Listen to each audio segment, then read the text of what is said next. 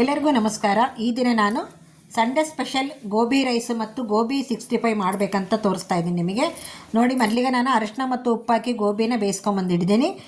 ಈಗ ನಾನು ಅದಕ್ಕೇನು ಬೇಕಪ್ಪ ಪದಾರ್ಥ ಅಂದರೆ ಬೀನ್ಸ್ ತೊಗೊಂಡಿದ್ದೀನಿ, ಬೀನ್ಸು, ಕ್ಯಾರೆಟು, ಈರುಳ್ಳಿ, ಒಂದು ಸ್ವಲ್ಪ ಕ್ಯಾಬೇಜ್ ತೊಗೊಂಡಿದ್ದೀನಿ. ಹಾಗೆ ಬೆಳ್ಳುಳ್ಳಿನ ಈ ಥರ ಅರ್ಧ ಕಟ್ ಮಾಡ್ಕೊಂಡಿದ್ದೀನಿ. ನೋಡಿ, ಬೆಳ್ಳುಳ್ಳಿ ಇದ್ರೇ ಅದು ಫ್ಲೇವರ್ ಚೆನ್ನಾಗಿರುತ್ತೆ. ಹಾಗೆ ಈ ಗೋಬಿ ರೈಸಿಗೆ ಅಂತೂ ಮೇನ್ ಬೇಕಾಗಿರೋದೇ ಬೆಳ್ಳುಳ್ಳಿ. ಈಗ ನೋಡಿ, ಇದಕ್ಕೆ ನಾನು 1-2 ಸ್ಪೂನ್ ಆಗೋವಷ್ಟು ಕಾರ್ನ್ಫ್ಲೋರ್ ಹಾಕ್ತಾಯಿದ್ದೀನಿ. 2-3 ಸ್ಪೂನ್ ಹಾಕಿ, ಗೋಬಿ ಎಷ್ಟಿದೆ ನೋಡ್ಕೊಂಡು ಹಾಕಿ 2-3 ಸ್ಪೂನು ಕಾರ್ನ್ಫ್ಲೋರ್ ಹಾಕಿದ್ದೀನಿ. ಕಾರ್ನ್ಫ್ಲೋರ್ ಇಲ್ಲಾಂದರೆ ನೀವು ಅಕ್ಕಿ ಹಿಟ್ಟು ಉಪಯೋಗಿಸ್ಕೋಬೋದು. ಆಮೇಲೆ ಮೈದಾ ಹಾಕಿ ಅರ್ಧ ಬೌಲು, ಜಾಮೂನ್ ಬಟ್ಲೆ ಇರ್ತಲ್ಲ, ಒಂದು ಅರ್ಧ ಬೌಲ್ ಅಷ್ಟು ಅದ್ರ ಹಾಕಿ, ಇಲ್ಲಾಂದರೆ ಅದು ಒಂದು 4 ಚಮಚ ಹಾಕಿ. 4 ಚಮಚ ಮೈದಾ ಇದ್ದರೆ 1-2 ಚಮಚ ಕಾರ್ನ್ಫ್ಲೋರ್ ಹಾಕಬೇಕಾಗತ್ತೆ. ಈಗ ಅದಕ್ಕೆ ಅರಿಶಿನ ಪುಡಿ ಹಾಕ್ತಾಯಿದ್ದೀನಿ. ಹಾಗೆ ಮನೆಯಲ್ಲೇ ಮಾಡಿರ್ತಕ್ಕಂಥ ಗರಂ ಮಸಾಲ ಇತ್ತು, ಗರಂ ಮಸಾಲ ಹಾಕಿದ್ದೀನಿ. ಫ್ಲೇವರ್ ಕೊಡುತ್ತೆ ಗರಂ ಮಸಾಲ ಹಾಕಿದೆ ಅಂತಂದರೆ. ಅಚ್ಚ ಖಾರದ ಪುಡಿ, ಸ್ವಲ್ಪ ಖಾರ ಇರಲಿ, ತಿನ್ನುವಾಗ ಸ್ವಲ್ಪ ಖಾರ ಅನಿಸಿದ್ರೇ ಅದು ಗೋಬಿ ರೈಸ್ ಚೆನ್ನಾಗಿರುತ್ತೆ. ನೆಕ್ಸ್ಟ್ ಏನಪ್ಪ ಅಂತಂದರೆ ಇವನ್ನೆಲ್ಲ ಹಾಕಿ ನಾನು ಮಿಕ್ಸ್ ಮಾಡಬೇಕಾಗತ್ತೆ. ರುಚಿಗೆ ತಕ್ಕಷ್ಟು ಉಪ್ಪು ಹಾಕಿ ನೋಡಿ, ಈಗ ಅದನ್ನು ಚೆನ್ನಾಗಿ ಮಿಕ್ಸ್ ಮಾಡಬೇಕು. ಅದೆಲ್ಲ ಕೋಟಿಂಗ್ ಏನಿರುತ್ತಲ್ಲ ಎಲ್ಲ ಗೋಬಿಗೂ ಅದನ್ನು ಹತ್ಕೋಬೇಕದು. ಗೋಬಿಗೆ ಹತ್ಕೊಂಡಾಗ ಮಾತ್ರ ಅದು ಚೆನ್ನಾಗಿ ಅನಿಸುತ್ತೆ. ಯಾಕಂದರೆ ಇನ್ನು ಕರೆದು ಹಾಕಬೇಕಲ್ಲ ಅದಕ್ಕೋಸ್ಕರ ನೋಡಿ, ಈ ರೀತಿ ಚೆನ್ನಾಗಿ ಮಿಕ್ಸ್ ಮಾಡ್ಕೊಂಬಿಡಿ. ಕೆಳಗ ಮೇಲೆ ಮಾಡಿ ಹಿಟ್ಟು, ಇಲ್ಲ ನೀವು ಕೈಲೇ ಮಾಡ್ಕೊಳೋದಾದ್ರೂ ಮಾಡ್ಕೊಳ್ಳಿ. ನೋಡಿ, ನಾನು ಕೈಲೇ ಮಾಡ್ಕೊಂಬಿಡ್ತೀನಿ. ಒಂದು ಸಲ ನೀಟಾಗಿ ಕೈ ಆಡಿಸಾದ್ಮೇಲೆ ನೀಟಾಗಿ ನೀವು ಕೈಲೇ ಮಾಡ್ಕೊಂಬಿಡಿ. ಸುಮ್ಮನೆ ಹೋಟ್ಲಲ್ಲಿ ಹೋಗಿ ತಿನ್ನೋದಕ್ಕಿಂತ ಮನೆಯಲ್ಲೇ ರುಚಿಯಾಗಿ ಏನಾದರೂ ಒಂದು ಸ್ಪೆಷಲ್ ಮಾಡಬೇಕು ಅನ್ನಿಸ್ದಾಗ, ಸಂಡೇ ಯಾವಾಗಲಾದರೂ ಫ್ರೀ ಇರೋಕ್ಕಾಗಲ್ಲ, ಸಂಡೇ ಅಂತೂ ಫ್ರೀ ಇದ್ದೇ ಇರ್ತೀವಲ್ವ, ಆವಾಗ ಈ ಥರ ಏನಾದರೂ ಒಂದು ಸ್ಪೆಷಲ್ ಐಟಮ್ ಮಾಡಿ ತಿನ್ಬೋದು. ನೋಡಿ, ಸ್ವಲ್ಪ ನೀರು ಚುಮ್ಕಿಸಿ ಈಗ ಅದನ್ನು ನಾನು ನೀಟಾಗಿ ಕೈಯೆಲ್ಲ ಕಲಿಸ್ಕೊಂಡ್ಬಿಡ್ತೀನಿ. ನೋಡಿ, ಎಲ್ಲ ಗೋಬಿಗೂ, ಬೆಂದಿರ್ತಕ್ಕಂಥ ಗೋಬಿಗೂ ಪ್ರೆಸ್ ಮಾಡಬೇಡಿ, ಸುಮ್ಮನೆ ಹಾಗೆ ಕಲಿಸಿಟ್ಬಿಡಿ. ಒಂದು 10-15 ನಿಮಿಷ ಬಿಟ್ಟು ಅದಾದಮೇಲೆ ಎಣ್ಣೆ ಕಾಯ್ಲಿಕ್ಕಿಟ್ಟು, ಈಗ ನಾನು ಅದಕ್ಕೊಂದು ಸ್ವಲ್ಪ ಬೆಳ್ಳುಳ್ಳಿ ಶುಂಠಿ ಜಜ್ಕೊಂಡಿದ್ದೆ, ಅದನ್ನ ಹಾಕೋದು ಮರ್ತಿದ್ದೆ. ಈಗ ನೋಡಿ, ಬೆಳ್ಳುಳ್ಳಿ ಶುಂಠಿ ಸ್ವಲ್ಪ ಮನೆಯಲ್ಲಿ ಜಜ್ಕೊಂಡಿದ್ದೀನಿ, ಅದನ್ನು ಪೇಸ್ಟ್ ಏನು ಮಾಡ್ಕೊಂಡಿಲ್ಲ. ಹಾಗೆ ಅದು ಕರೆದಾಗ ಬಾಯಲ್ಲಿ ಸಿಗುತ್ತಲ್ಲ, ಅದಕ್ಕೋಸ್ಕರ ಅದನ್ನು ಹಾಕಿ ಮಿಕ್ಸ್ ಮಾಡಿ ಎಣ್ಣೆ ಕಾಯ್ಲಿಕ್ಕೆ ಇಟ್ಟಿದ್ದೀನಿ. ಈಗ ನಾನು ಆ ಗೋಬಿನ ಸ್ವಲ್ಪನೇ ಹಾಕಿ ಕರಿತಾ ಇದ್ದೀನಿ. ನೋಡಿ, ಒಂದೊಂದೇ ತಗೊಂಡು ಈ ಥರ ನೋಡಿ ಈ ರೀತಿ ಹಾಕಿ ಕರಿಬೇಕು. ಅದನ್ನು ನಾವು ಬಜಿ ಯಾವ ರೀತಿ ಕರ್ಕೊತೀವಿ ನೋಡು, ಅದೇ ರೀತಿ ಕರಿಬೇಕು. ಖಾರ ಇರುತ್ತಲ್ಲ, ಇದನ್ನು ಅನ್ನದ ಜೊತೆ ಮಿಕ್ಸ್ ಮಾಡಿದ್ರೆ ಅನ್ನನೂ ಅಷ್ಟೇ ಟೇಸ್ಟಾಗಿರುತ್ತೆ. ನೋಡಿ, ಗೋಬಿ ರೈಸು ಹೋಟ್ಲಲ್ಲಿ ನೀವು ತೊಗೊಂಬಂದು ತಿಂತೀರಲ್ಲ, ಸೇಮ್ 100% ಅದೇ ಸ್ಟೈಲಲ್ಲೇ ಮಾಡಿದ್ದೀನಿ. ಅದೇ ರುಚಿನೇ ಕೊಡುತ್ತೆ. ಒಂದು ಸಲ ನೀವು ಟ್ರೈ ಮಾಡಿ ನೋಡಿ, ಬಿಡುವಿದ್ದಾಗ ಅನ್ನೋದಕ್ಕಿಂತ ಸಂಡೇ ಮಾಡ್ಕೊಳ್ಳಿ. ನಾನು ಈ ಸಂಡೇ ತೋರಿಸಿದ್ದೀನಲ್ಲ, ನೆಕ್ಸ್ಟ್ ಸಂಡೇ ನೀವು ಮಾಡ್ಕೊಳ್ಳಿ. ನೋಡಿ, ಅದರಲ್ಲಿ ಒಂದು ಸ್ವಲ್ಪ ನಾನು ಎಣ್ಣೆ ಬಿಟ್ಕೊಂಡಿದ್ದೆ. ಕರೆದಾದ್ಮೇಲೆ ಅದೇ ಎಣ್ಣೆಯಲ್ಲಿ ನಾನೀಗ ಮತ್ತೆ ಒಗ್ಗರಣೆ ಕೊಡ್ಕೊತಾ ಇದ್ದೀನಿ. ಸಾಸಿವೆ ಮತ್ತು ಜೀರಿಗೆ ಹಾಕಿದ್ದೀನಿ. ಬೆಳ್ಳುಳ್ಳಿ ಏನು ಕಟ್ ಮಾಡಿ ಇಟ್ಕೊಂಡಿದ್ನೆಲ್ಲ ಬೆಳ್ಳುಳ್ಳಿ ಹಾಕಿದ್ದೀನಿ. ಸ್ವಲ್ಪ ಬೆಳ್ಳುಳ್ಳಿ ಜಾಸ್ತಿ ಇದ್ದರೂ ಪರವಾಗಿಲ್ಲ. ಈ ಕೆಲವರು ಬೆಳ್ಳುಳ್ಳಿ ತಿನ್ನಲ್ಲ ಅನ್ನೋರು ಸ್ಕಿಪ್ ಮಾಡ್ಕೋಬೋದು, ಅಭ್ಯಂತರ ಏನಿಲ್ಲ. ಬೆಳ್ಳುಳ್ಳಿ ಬೇಡ ನಮಗೆ ಹಾಗೆ ಮಾಡ್ಕೊತೀವಿ ಅನ್ನೋರು ಮಾಡ್ಕೋಬೋದು. ಈಗ ಇದನ್ನು ಕ್ಯಾರೆಟು, ಬೀನ್ಸು ಹಾಕಿ ಚೆನ್ನಾಗಿ ಒಂದು ಸಲ ಕೈ ಆಡೋದು. ಒಂದು ಈರುಳ್ಳಿನ ಉದ್ದುದ್ದ ಕಟ್ ಮಾಡ್ಕೊಂಡಿದ್ದೆ, ಅದನ್ನು ತೋರಿಸಿದ್ದೆ ನಿಮಗೆ ನಾನು ಏನೇನು ಪದಾರ್ಥ ಹಾಕ್ತಾಯಿದ್ದೀನಿ ಅಂದ್ಕೊಂಡು ಹೇಳಿ. ಈಗ 3 ಹಾಕಿ ಒಂದು ಸಲ ಕೈ ಆಡಿ, ಚೆನ್ನಾಗಿ ಒಂದು ಸಲ ಕೈ ಆಡಾದ್ಮೇಲೆ ಈಗ ಅದಕ್ಕೆ ನಾನು ಮಿಕ್ಸ್ ಮಾಡುವಾಗ ಎಲೆಕೋಸು ಹಾಕ್ತೀನಿ. ನೋಡಿ, ಅದಕ್ಕೆ ಉದ್ದುದ್ದಕ್ಕೆ ಏನು ಕಟ್ ಮಾಡ್ಕೊಂಬಂದಿದ್ದೆಲ್ಲ ಆ ಎಲೆಕೋಸು ಉದ್ದುದ್ದಕ್ಕೆ ಇರಲಿ, ಚಿಕ್ಕದಾಗಿ ಕಟ್ ಮಾಡ್ಕೋಬೇಡಿ. ಅನ್ನದ ಜೊತೆಗೆ ನೀಟಾಗಿ ಬರುತ್ತೆ ಅದು ಉದ್ದುದ್ದ ಎಲೆಕೋಸು. ನೋಡಿ, ಎಲೆಕೋಸನ್ನು ಹಾಕಿ ಒಂದು ಸಲ ನೀವು ಕೈ ಆಡಿ ಎಣ್ಣೆಯಲ್ಲಿ ಬೇಯಲಿಕ್ಕೆ ಬಿಡಿ. ಅದನ್ನು ನೋಡಿದ್ರಲ್ಲ, ಈಗ ಒಂದು ಅರ್ಧ ಭಾಗದಷ್ಟು ಬೆಂದಿದೆ ಅದು. ನೀವು ಹಾಗಾಗಿ ಸ್ವಲ್ಪ ಅದನ್ನು ನೋಡ್ಕೊತ ಕೈ ಆಡ್ಕೊತ ಇರಬೇಕಾಗತ್ತೆ. ಯಾಕಂದರೆ ತಳ ಹತ್ತೋ ಚಾನ್ಸಸ್ ಇರುತ್ತಲ್ವ, ಅದಕ್ಕೆ. ಈಗ ನೋಡಿ, ನಾನು ರುಚಿಗೆ ತಕ್ಕಷ್ಟು ಉಪ್ಪು ಹಾಕ್ತಾಯಿದ್ದೀನಿ.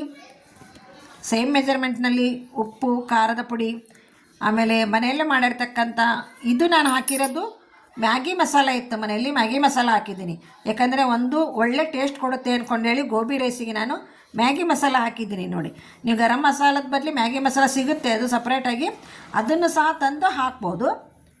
ಮ್ಯಾಗಿ ಮಸಾಲ ಹಾಕಿದರೆ ಏನೋ ಒಂಥರ ಮ್ಯಾಗಿ ನೋಡಿ ಎಷ್ಟು ಘಮ ಅಂತಿರುತ್ತಲ್ವ. ಮ್ಯಾಗಿ ಅಂದ್ರೂ ಪದೇ ತಿನ್ನೋಕ್ಕಾಗಲ್ವಲ್ಲ, ಅದನ್ನು ಅದೇ ಮಸಾಲ ತೊಗೊಂಬಂದು ಇದಕ್ಕೆ ಹಾಕಿ ನಾನು ಚೆನ್ನಾಗಿ ಹಾಕಿ ಕೈ ಆಡ್ತಾ ಇದ್ದೀನಿ. ನೋಡಿ, ಅದೆಲ್ಲ ಫ್ಲೇವರು ಎಲ್ಲ ತರಕಾರಿನೂ ಹೀರ್ಕೋಬೇಕದು.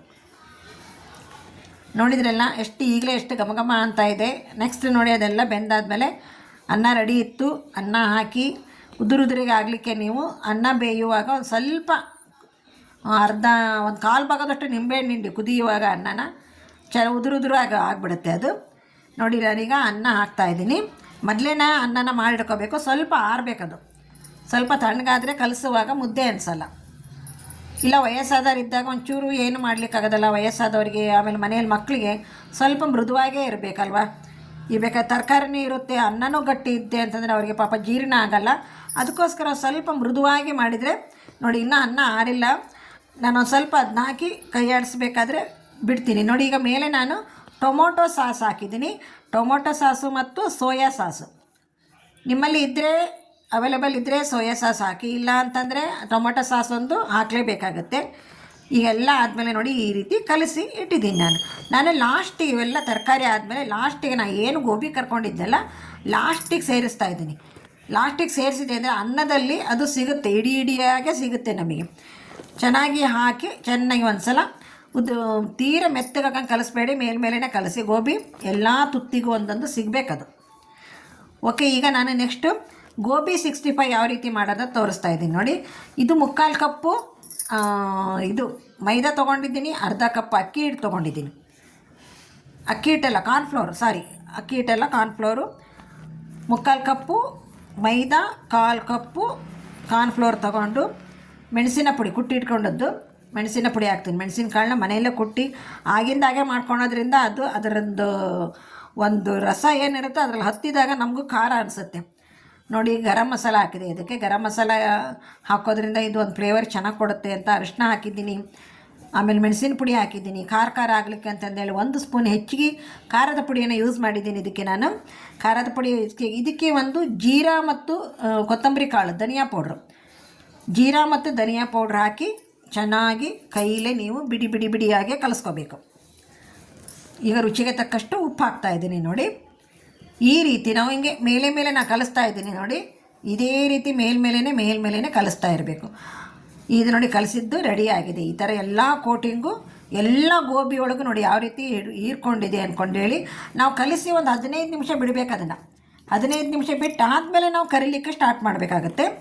ಈಗ ನೆಕ್ಸ್ಟ್ ಅದಕ್ಕೆ ಮತ್ತೆ ಬೈಂಡಿಂಗ್ ಬೇಕಾಗುತ್ತಲ್ಲ, ಇದು ಕರಿಲಿಕ್ಕೆ ಬೇಕಾಗುತ್ತಲ್ವಾ, ಅದೇ ಸೇಮ್ ಮೆಜರ್ಮೆಂಟ್ನಲ್ಲಿ 1 ಕಪ್ಪು ಮೈದಾ ತೊಗೊಂಡಿದ್ದೀನಿ,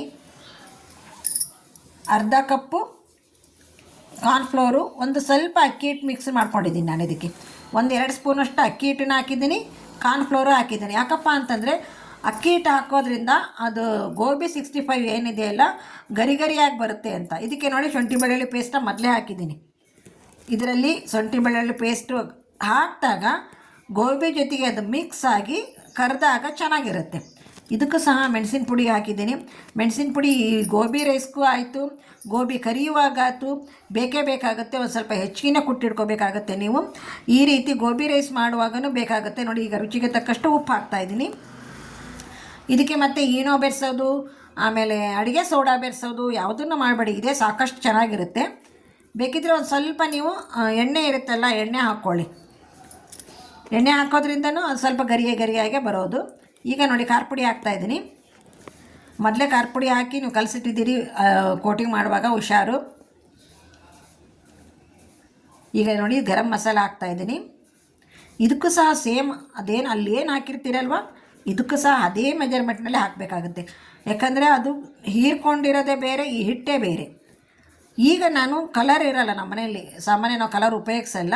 ಅದಕ್ಕೆ ನಾನು ಬೀಟ್ರೋಟ್ ತುರ್ಕೊಂಡು ಅದರ ರಸ ತೆಗೆದು ಹಾಕಿದ್ದೀನಿ ನೋಡಿ, ಕೆಂಪಾಗಲಿ ಅಂದ್ಕೊಂಡೇಳಿ. ಬೀಟ್ರೋಟ್ ತುರಿದಿರೋ ತಟ್ಟೆನೂ ಕಾಣಿಸ್ಬೋದು ನಿಮಗೆ, ನಾನು ಹಾಕಿರೋದು ಕಾಣಿಸ್ಬೋದು. ತುರಿದಾದ್ಮೇಲೆ ಅದನ್ನು ಸ್ವಲ್ಪ ಪ್ರೆಸ್ ಮಾಡಿದರೆ ಎಲ್ಲ ರಸನೂ ಬರುತ್ತೆ. ಅದನ್ನು ರಸ ತೆಗೆದು ಅದಕ್ಕೆ ಹಾಕೋದ್ರಿಂದ ಹೋಟ್ಲಲ್ಲಿ ಯಾವ ರೀತಿ ಕೊಡ್ತಾರೆ ನೋಡಿ, ಕಲರ್ ಗೋಬಿ 65 ಅದೇ ರೀತಿ ಆಗುತ್ತೆ. ಈಗ ನಾವು ಸ್ವಲ್ಪನೇ ನೀರು ಹಾಕಿ ದೋಸೆ ಹಿಟ್ಟಿನ ಹದ ಗೊತ್ತಾಯ್ತಲ್ಲ, ದೋಸೆ ಹಿಟ್ಟಿನ ಹದಕ್ಕೆ ಬೋಂಡ ಮಾಡ್ತೀವಲ್ಲ ಅದು ಸ್ವಲ್ಪ ಗಟ್ಟಿ ಆಗುತ್ತೆ ಬೋಂಡ ಮಾಡೋದು. ಇದನ್ನು ಸ್ವಲ್ಪ ದೋಸೆ ಹಿಟ್ಟಿನ ಹದಕ್ಕೆ ಕಲಿಸ್ಕೊಂಬಿಡಿ. ಈಗ ಇದೇನು ನಾನು ರೆಡಿ ಮಾಡಿ ಇಟ್ಕೊಂಡಿದ್ನಲ್ಲ ಗೋಬಿನ, ಅದರಲ್ಲೇ ಮಿಕ್ಸ್ ಮಾಡಿ ನೋಡಿ, ಮಿಕ್ಸ್ ಮಾಡ್ತಾಯಿದ್ದೀನಿ ನೋಡಿ. ಸ್ಪೂನ್ ತೊಗೊಂಡೆ ಮಿಕ್ಸ್ ಮಾಡಿ, ಇಲ್ಲ ಕೈಲಾದರೆ ಮಿಕ್ಸ್ ಮಾಡಿ. ಈ ರೀತಿ ಗೋಬಿನ ಬೈಂಡಿಂಗ್ ಮಾಡಿಟ್ಕೊಂಡಂಥ ಗೋಬಿನ ಇದರಲ್ಲಿ ಹಿಟ್ಟಲ್ಲಿ ಮಿಕ್ಸ್ ಮಾಡಬೇಕಾಗತ್ತೆ ನೋಡಿ. ಸ್ವಲ್ಪ ಮೊದಲು ಅರ್ಧ ಹಾಕಿದ್ದೆ, ಈಗ ನೆಕ್ಸ್ಟ್ ಇನ್ನು ಉಳಿದಿದ್ದೆಲ್ಲ ಹಾಕಿ ಚೆನ್ನಾಗಿ ಕೈ ಆಡಿಸ್ಬಿಡ್ತೀನಿ ನಾನು. ಹಾಗೆ ಪಕ್ಕದಲ್ಲಿ ನಾನು ಎಣ್ಣೆನ ಕಾಯ್ಲಿಕ್ಕೆ ಇಟ್ಟಿದ್ದೆ ನೋಡಿ, ಈ ರೀತಿ ಬರುತ್ತೆ ನೋಡಪ್ಪ. ಈ ರೀತಿ ಎಣ್ಣೆ ಆದಮೇಲೆ ಕರಿಬೇಕು ಅದನ್ನು. ಓಕೆ, ಒಂದೊಂದೇ ಗೋಬಿ ಹಾಕಿ ಸ್ವಲ್ಪ ಸಣ್ಣದ ಕೈ ಸಿಕ್ತಪ್ಪ ಅಂದ್ರೆ ಇನ್ನೂ ಸ್ವಲ್ಪ ತೊಗೊಂಡು ಅದನ್ನ ಡಬಲ್ ಮಾಡ್ಕೊಂಡು ಹಾಕಿ ನೋಡಿ ಯಾವ ರೀತಿ ಆಯಿತು ಅಂದ್ಕೊಂಡು ತೋರಿಸ್ತೀನಿ ನಿಮಗೆ. ನೋಡಿದ್ರಲ್ಲ ಎಷ್ಟು ಕಲರ್ ಬಂದಿದೆ ಅಂದ್ಕೊಂಡು ಹೇಳಿ. ಈಗ ರೆಡಿಯಾದಂತಹ ಗೋಬಿ 65 ಇಷ್ಟು ಮಾಡಿದ್ದೀನಿ, ಇನ್ನೂ ಸ್ವಲ್ಪ ಇದೆ, ಆಮೇಲೆ ಮಾಡ್ಕೊತೀವಿ ನಾವು ಬಿಸಿದು. ಈಗ ಬನ್ನಿ ಸರ್ವ್ ಮಾಡಿಬಿಡೋಣ. ಒಂದೆರಡು ಹಸಿಮೆಣಸಿಗೆ ಕರ್ಕೊಂಡಿದ್ದೆ, ಹಾಗೆ ಕರಿಬೇವನ್ನು ಕರ್ಕೊಂಡಿದ್ದೆ ನಾನು. ಗೋಬಿ ರೈಸು, ಆಮೇಲೆ ಗೋಬಿ 65, ಹಾಗೆ ಸ್ವಲ್ಪ ಟೊಮೊಟೊ ಸಾಸ್ ಇಟ್ಟಿದ್ದೀನಿ. ಸ್ನೇಹಿತರೆ, ನಿಮಗೆ ಈ ವಿಡಿಯೋ ಇಷ್ಟವಾಗಿದೆ ಅನ್ಕೊತೀನಿ. ಇಷ್ಟವಾದ ತಕ್ಷಣ ಎಲ್ಲರಿಗೂ ಲೈಕ್ ಮಾಡಿ, ಶೇರ್ ಮಾಡಿ. ಸಂಜೆ 5:30ಕ್ಕೆ ನನ್ನ ಲೈವ್ ಪ್ರೋಗ್ರಾಮ್ ಇರುತ್ತೆ, ದಯವಿಟ್ಟು ಬಂದು ಜಾಯಿನ್ ಆಗಿ ಅಂತ ಹೇಳ್ತಾ ಈ ವಿಡಿಯೋನ ಮುಗಿಸ್ತಾ ಇದ್ದೀನಿ. ಮುಗಿಸೋದಕ್ಕಿಂತ ಮೊದಲು ಯಾರೆಲ್ಲ ನನ್ನ ಚಾನಲ್ ನೋಡಿ ಸಬ್ಸ್ಕ್ರೈಬ್ ಆಗಿಲ್ವೋ ದಯವಿಟ್ಟು ಸಬ್ಸ್ಕ್ರೈಬ್ ಆಗಿ. ಹಾಗೆಯೇ ಹೈಪ್ ಅಂತ ಇರುತ್ತೆ, ಲಾಂಗ್ ವಿಡಿಯೋ ನೋಡುವಾಗ ಹೈಪ್ ಕೊಡಿ. ಲೈವಿಗೆ ಬಂದವರು ಗಿಫ್ಟ್ ಕೊಡಿ ಅಂತ ಹೇಳ್ತಾ ಎಲ್ಲರಿಗೂ ನಮಸ್ಕಾರ, ಎಲ್ಲರಿಗೂ ಧನ್ಯವಾದಗಳು.